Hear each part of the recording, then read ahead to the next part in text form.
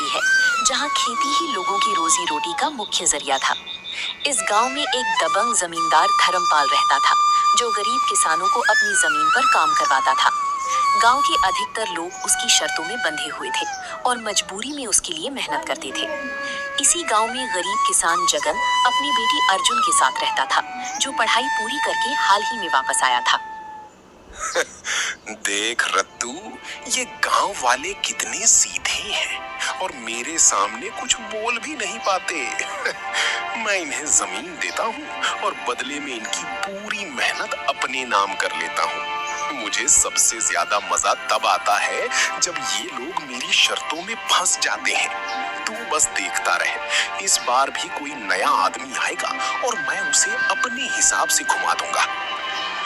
बिल्कुल मालिक, आपसे ज्यादा चालाक इस गांव में कोई नहीं है। ये लोग मेहनत करते हैं और फायदा आपको मिलता है। यही असली खेल है। कभी कभी तो मुझे इनकी हालत देखकर हंसी आ जाती है कि ये कुछ समझ ही नहीं पाते। आप जैसा मालिक मिलना भी इनके लिए किस्मत की बात है। उसी समय जगन वहां आता है और जमीन लेने की बात करता है। धर्मपाल उसे देखकर मन ही मन खुश हो जाता है, क्योंकि उसे नया आदमी मिल गया था। जगन मजबूरी में उसकी शर्तें सुनने के लिए तैयार हो जाता है। धर्मपाल उसे अपने जाल में फंसाने के लिए सोचने लगता है। मालिक, मुझे कुछ समय के लिए आपकी जमीन चाहिए ताकि मैं खेती कर सकूं। मैं पूरी मेहनत करूंगा और आपको कोई शिकायत का मौका नहीं दूंगा। मेरे घर की हालत ठीक नहीं है और मुझे ये मौका चाहिए। आप जो भी शर्त रखेंगे मैं उसे मानने के लिए तैयार हूँ। ठीक है, लेकिन मेरी शर्त ध्यान से सुन लो और बाद में मुकरना मत। 6 महीने बाद जो भी फसल होगी उसका आधा हिस्सा मेरा होगा और आधा तुम्हारा होगा, लेकिन हिसाब मैं करूंगा और फैसला भी मेरा ही होगा। अगर ये मंजूर है तो ही जमीन मिलेगी। मुझे आपकी शर्त मंजूर है, क्योंकि मेरे पास कोई और रास्ता नहीं है। मैं पूरी मेहनत करूंगा और उम्मीद करता हूं कि सब ठीक रहेगा। मुझे बस इतना चाहिए कि मेरे परिवार का गुजारा हो सके। मैं कल से ही खेत पर काम शुरू कर दूंगा। को मोनेटाइज करके पैसे कमाने के सिर्फ 2 अगले दिन से जगन खेत में काम शुरू कर देता है और दिन रात मेहनत करता है। वो हर दिन अपनी पूरी ताकत लगाकर फसल को तैयार करने में जुटा रहता है। कुछ महीनों बाद फसल तैयार हो जाती है और कटाई का समय आ जाता है। जगन को उम्मीद होती है कि इस बार उसे अच्छा हिस्सा मिलेगा। इस बार फसल काफी अच्छी हुई है और मुझे भरोसा है कि सब ठीक होगा। अगर मुझे सही हिस्सा मिला तो घर की हालत सुधर जाएगी। मैंने पूरी मेहनत की है और अब उसका फल मिलने का समय है। बस भगवान से यही दुआ है कि सब ठीक रहे। कटाई के समय धर्मपाल वहां पहुंचता है और फसल को ध्यान से देखता है। वो अपने तरीके से बंटवारा करता है और ज्यादातर हिस्सा खुद रख लेता है। जगन के हिस्से में बहुत कम फसल आती है, जिससे वो अंदर से टूट जाता है। वो कुछ बोल नहीं पाता और चुपचाप घर लौट आता है। ये सब मेरी जमीन की वजह से हुआ है। तेरी मेहनत का इसमें ज्यादा हाथ नहीं है। मैंने जो लिया है वो सही लिया है और इसमें कोई गलती नहीं है। तू बस काम करता रहे और सवाल पूछने की कोशिश मत करना। अगर आगे भी जमीन चाहिए तो मेरी बात माननी होगी। मैंने इतनी मेहनत की, लेकिन मेरे हिस्से में इतना कम आया है। मुझे समझ नहीं आ रहा कि मैं क्या करूं और कैसे घर चलाऊं। मैंने सोचा था इस बार कुछ अच्छा होगा, लेकिन सब वैसा ही रहा।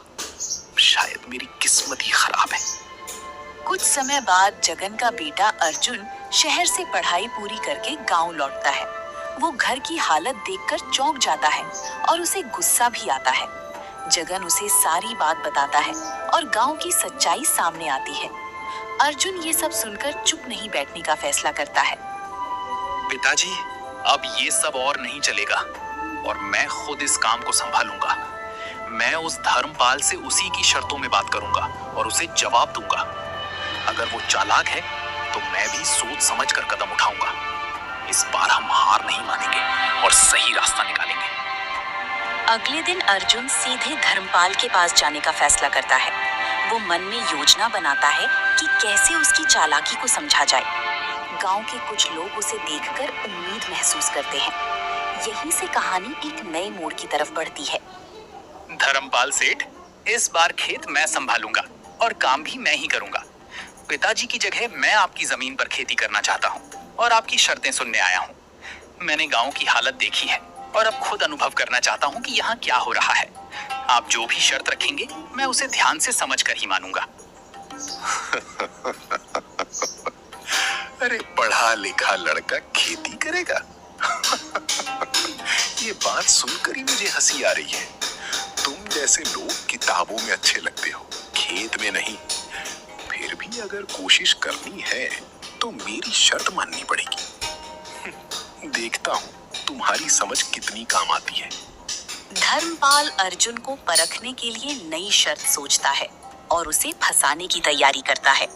उसे लगता है कि अर्जुन भी अपने पिता की तरह ही उसकी बातों में आ जाएगा। सुनो लड़के, इस बार जो भी फसल होगी उसका ऊपर का हिस्सा मेरा होगा और नीचे का हिस्सा तुम्हारा होगा। आधा आधा का खेल नहीं होगा, सीधा हिस्सा ऊपर और नीचे से तय होगा। अगर ये मंजूर है तो ही मैं तुम्हें जमीन दूंगा। सोच लो, बाद में कोई बहाना नहीं चलेगा। आपकी शर्त मुझे मंजूर है और मैं उसी के अनुसार काम करूंगा। मैं जो भी करूंगा आपकी बात को ध्यान में रखकर ही करूंगा। बाद में कोई गलतफहमी नहीं होगी क्योंकि आपने साफ साफ बता दिया है। अब मैं खेत पर काम शुरू करने जा रहा हूँ। अर्जुन बिना बहस किए वहां से निकल जाता है और अपने दिमाग में योजना बनाता है। बेटा, तू जो कर रहा है वो ठीक है या नहीं, ये सोचकर मुझे चिंता हो रही है। धर्मपाल बहुत चालाक है और उसने कई लोगों को इसी तरह फंसाया है। मुझे डर है कि कहीं तू भी उसकी चाल में ना आ जाए। फिर भी मुझे तुझ पर भरोसा है कि तू सोच समझकर ही कदम उठा रहा है। पिताजी, आप चिंता मत कीजिए और मुझ पर भरोसा रखिए। मैंने जो फैसला लिया है वो सोच समझकर ही लिया है। इस बार मैं उसकी ही शर्त को उसके खिलाफ इस्तेमाल करूंगा। बस आप देखिए और सही समय का इंतजार कीजिए। कुछ महीनों की मेहनत के बाद अर्जुन की फसल तैयार हो जाती है। कटाई का समय आता है और खबर धीरे धीरे पूरे गांव में फैल जाती है। धर्मपाल को भी इस बात की जानकारी मिलती है और वो तुरंत खेत की तरफ बढ़ता है। उसे पूरा भरोसा होता है कि इस बार वो जीत जाएगा। चल रत्तू, देखते हैं इस बार उस लड़के ने क्या किया है। मुझे पूरा यकीन है कि इस बार वो मेरे सामने टिक नहीं पाएगा। मैंने जो शर्त रखी है उसमें उसके बचने का कोई रास्ता नहीं है।